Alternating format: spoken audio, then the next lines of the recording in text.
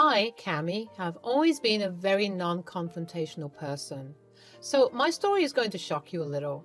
When I met my now husband, Damien, we clicked right away. We started dating right away, and I knew from the beginning that he was the one. Damien was a sweet and caring boyfriend who always loved pampering me. My own parents kind of neglected me, so I treasured him. When we were together, we felt like everything was going right. However, our life will not always be full of sunshine and roses. It all started when I met his family. Knowing Damien, I always thought that his family would be equally sweet and kind. Turns out I was wrong. What I didn't know was that he came from a very patriarchal family. His orthodox father, Bob, was a conservative man with a stubborn attitude. When I met him, he made all sorts of weird comments about me. He said, "So, Cami, I hear you want to become a nurse." "Yes, Bob, my grandma was a nurse and she inspired me to join this field. I'm a little worried about getting a good scholarship. It's my dream to get into the best nursing school in the state." "Cami's a very good student, Dad. She's one of the top performers in our class. I take her help when I'm stuck with something." "What does it matter if she's a good student? She's a girl. There's no use for her to go to college." "Cami, don't you think you're better off doing something else, like baking or something?" "No, Bob, I want to be a nurse. It's been my dream since I was little." "Well, it's time to grow up now. If you become a nurse, you'll hardly have time to take care of my son. I don't know why he's encouraging you." "Dad, I can take care of myself. It's not the 90s anymore.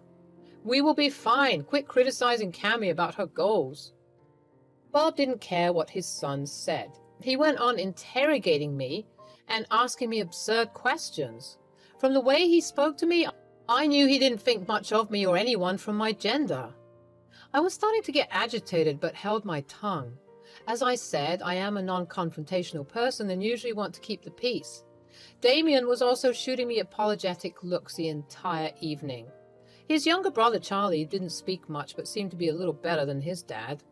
When dinner was finally over, Damien offered to drop me home.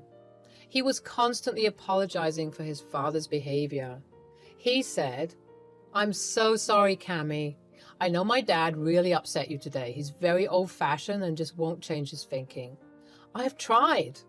Ever since Mom left us, he got even worse. Sometimes I think he takes out that anger on other people." "It's okay, Damien. Your father's rudeness has nothing to do with you. I am not blaming you one bit. I'm just a little disappointed in him." "Just give him a chance, Cami. I'm sure he'll come around. He just needs to see what an amazing person you are." We talked about the dinner and agreed that it was too early to worry about his dad. Our relationship was still very new and we didn't know what the future held. Bob, however, did everything to convince me to give up my studies. It's like he had an obsession with me being a housewife. I told him multiple times that I wanted to work and be a nurse. He never really seemed to listen to me. After graduation, I and Damien finally got into our dream colleges. He pursued a degree in architecture and I started a nursing program. I and Damien lived close by, but avoided staying together. I had a very hectic schedule and didn't want to be distracted. Damien was still living with his dad and Bob didn't want me in the house. Things were slowly getting better after Damien got his place. With graduation near, Damien decided that it would be the best time to propose. He popped the question the day after our graduation. We were ecstatic and looking forward to telling our family. My family, as usual, was very dismissive about the entire thing. Nonetheless, they were happy for us. When we told Damien's family, his initial reaction appeared to be happy. However, soon his reaction changed drastically. He said, "So, now that Damien has proposed, I hope you'll finally grow some sense." "What do you mean, Bob? I don't understand." "I mean, you're going to marry him anyway. There is no need for you to work anymore.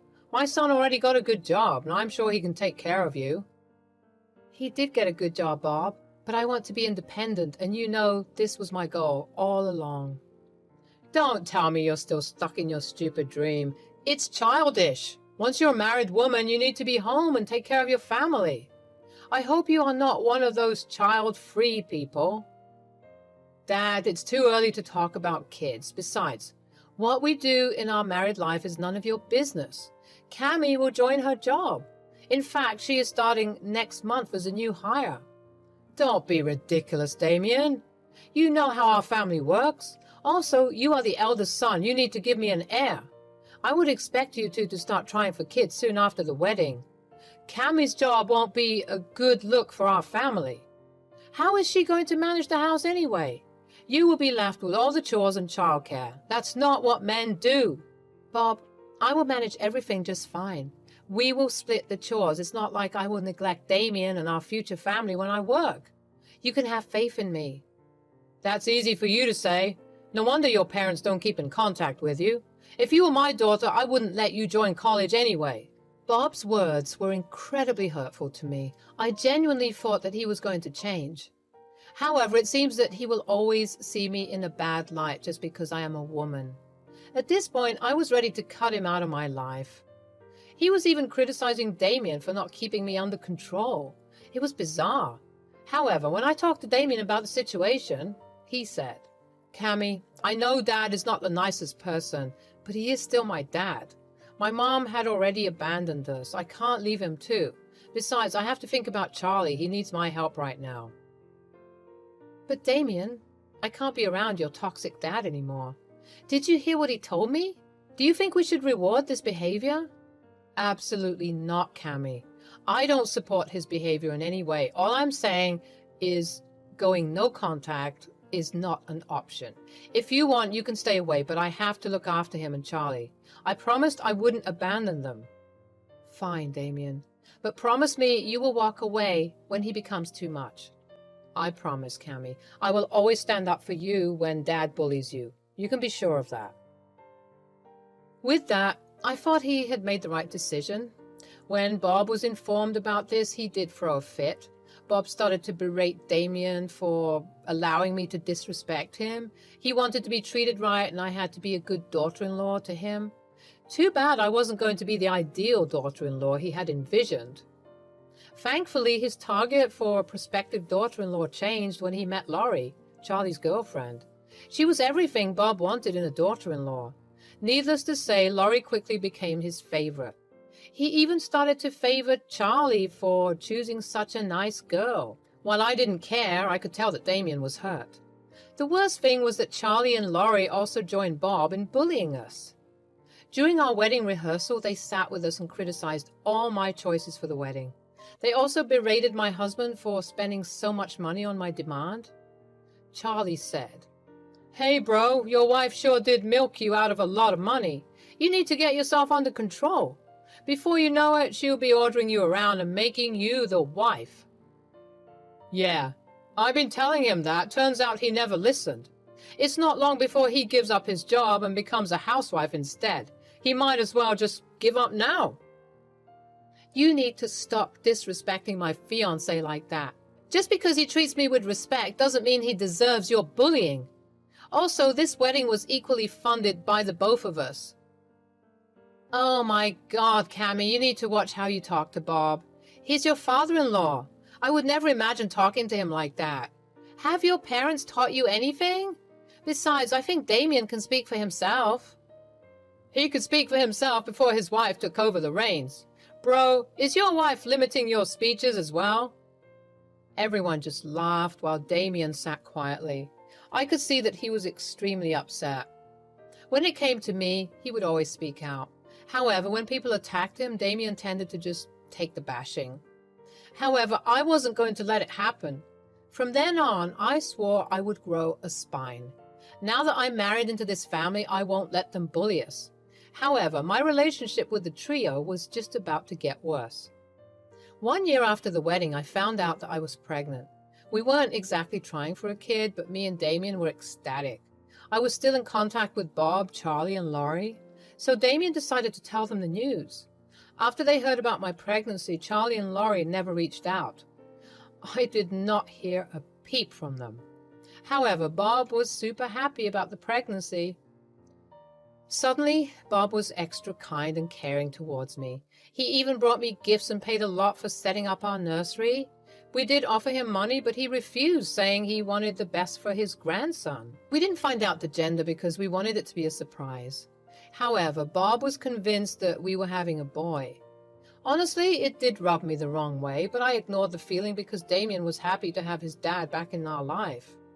However, Bob's attitude towards my job never changed. One day, when Damien, Bob, Charlie, and Laurie were out for dinner, Laurie said, "So, Cammy, when are you quitting your job?" "Excuse me? I don't understand." "You know, with the child on the way, you need to start changing your priorities. If I was you, I would never sacrifice my time for my job. My child would need me, and I wouldn't be selfish enough to leave him alone." "Our baby won't be alone, Laurie. Thanks for your concern, but you and I are not the same. We will look into daycare and babysitters when it's time. We already have everything planned out. There is no need for any of us to quit our jobs." My God, some women can be selfish. I didn't take up a job because I wanted to give all my time to my family. We are going to try for kids as soon as we get married next year. I can't imagine being away from my kids when I go to my job. That's exactly why I never looked for one. Cammy, if you don't want to be a bad mom, you better listen to Laurie. I'm lucky she knows exactly what a wife should be doing for her family. We don't care what your wife does for you, Charlie. I and Laurie will be equally responsible for the child. Now, there's no need for a fight. I'm sure Laurie will figure everything out once my baby boy arrives. Who knows? You might just charm her into staying back. I was getting irritated by the conversation, but didn't escalate it any further. Having a meltdown in the middle of dinner won't be good for the baby. Damien also looked pissed and told them that we were leaving. Laurie and Charlie were being obnoxious, but we knew why. They were just mad that Bob was paying us so much attention. Laurie even let it slip that she wished she had the first grandchild. I found her comment strange because no matter what, grandparents would love all their grandchildren. Again, I was dead wrong. When I finally gave birth after 8 months, we found out that it was a girl. Me and Damien were over the moon because frankly, we were looking forward to the baby girl. Damien and I didn't have any sisters, so we wanted to have a baby girl in the family. Charlie and Laurie also seemed to be happy. However, they weren't happy for us. You see, the moment we told Bob about his granddaughter, he just looked surprised. He refused to believe we had a girl. Bob came to my room and said, "Is this true, Cammy, you had a girl?" "That is impossible. My first grandchild cannot be a girl. Damien is the oldest and he needs to have a boy. How am I going to get an heir now? Damien, are you sure she didn't cheat on you? Our family doesn't have girls. There must be something fishy." "Dad, Cammy didn't cheat on me. We had a girl. What does it matter if your grandchild is a girl? Aren't you happy to be a granddad?" "Absolutely not. I was being nice to you because I thought it was a boy. If you had found out the gender and told me, I wouldn't have made the effort." "Dad, are you serious? That is your freaking granddaughter, your own blood. How can you be so cruel?" "It's not a boy and I have nothing to do with her. She's your problem. I have no interest in being her loving granddad. I expect you to pay me back for the nursery. You have scammed me." "We will pay you back, Bob. If you can't be civil towards our daughter, there is no need for you to be here. You can leave." With that, Bob just turned around and left. Yes, he didn't hold our daughter, didn't even look at her. He simply didn't care anymore. This humiliation was too much for me. Damien broke down crying when Bob left. He couldn't believe his dad could be so cruel. However, we were skeptical about going no contact again. We wanted our daughter to have a relationship with him. We were both hopeful that he would come around. Our little girl, Chrissy, is our world. She is the kindest and most well-behaved child we could ask for. I and Damien were extremely happy to have her in our life. Christy was a general sweetheart and extremely good at her studies. She became an A student in her class and was loved by everyone. We tried to facilitate a relationship between her and Bob. While Chrissy loved her granddad, Bob wasn't that keen on being involved. What little attention he gave her disappeared when Charlie and Laurie had a son. Since Andy's birth, Bob did everything to make Charlie and Laurie comfortable. He even gave away a part of his income to support their household. Andy was a pampered kid who became very entitled. Since Laurie didn't work, it was becoming hard for Charlie to finance their luxurious lifestyle. Bob, being the doting grandpa he is, sponsored Andy's expensive demands. He was civil towards Chrissy, but never that involved. When Chrissy was a teenager, we had the worst fight with Bob. It was Christmas and we were invited to Bob's house for the celebration. When we went there, we saw that his house was filled with pictures of him and Andy. Chrissy said, "Grandpa, why don't you have any pictures on your wall? You have a lot of Andy's pictures. I don't remember you even asking for a picture with me." "Well, that's because Andy is my future heir. He's going to be the head of this family soon. You are just a girl who will be married off.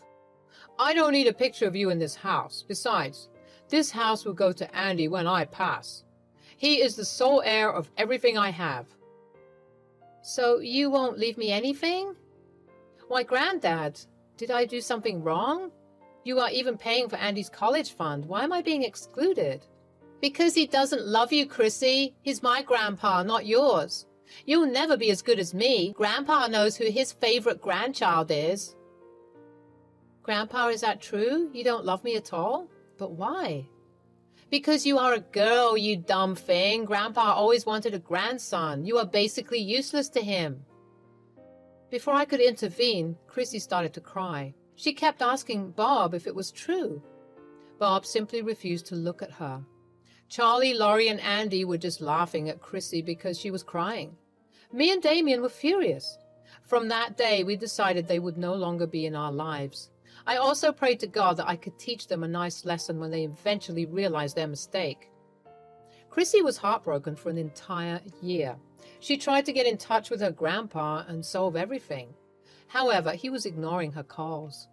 Bob even called us up and told us that he didn't want to remember he had a granddaughter.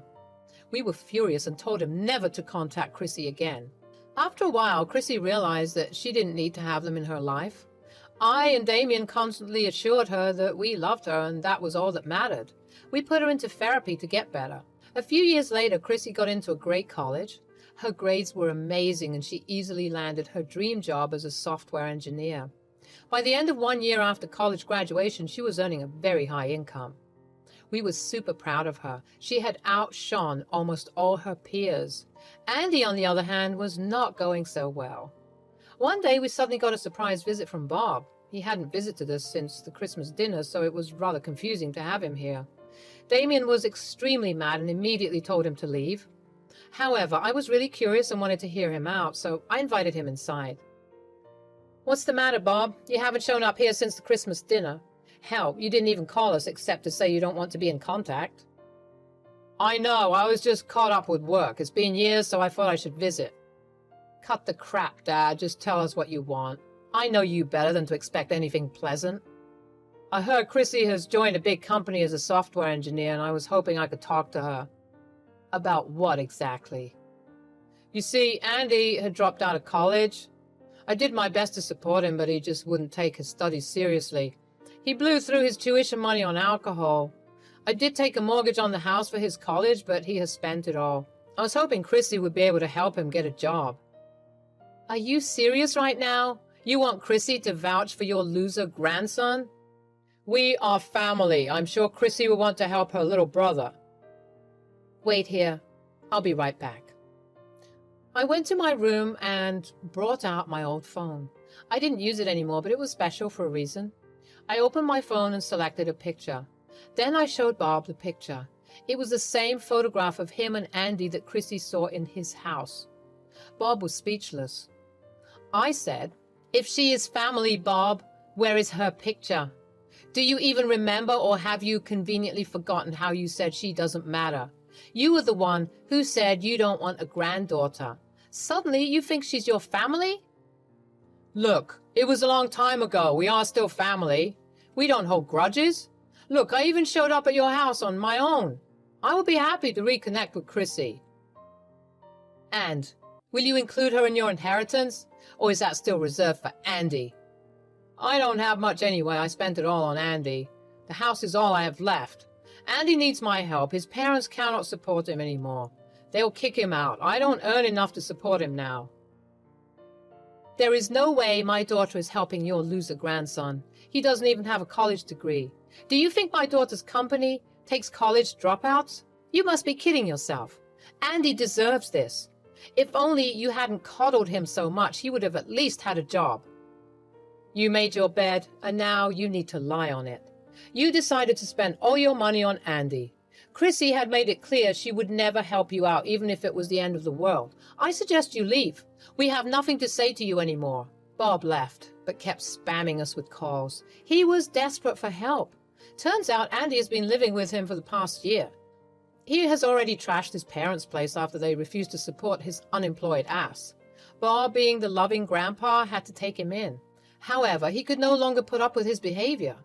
Bob even showed up at Chrissy's work to try and talk to her. Chrissy simply told him to leave before she called security. When Bob kept begging her for help, she agreed to give the money in exchange for the house. Bob refused to sell her the house, so she just left him there crying on the pavement. A week later, Bob called us and told Chrissy that he was ready to sell. He simply wanted Andy out of the house. He was planning to move far away where Andy couldn't follow him. Chrissy agreed to buy the house and the papers were drawn. When the sale finally happened, Bob did ask for a relationship with Chrissy. However, she told him that he had lost that right long back.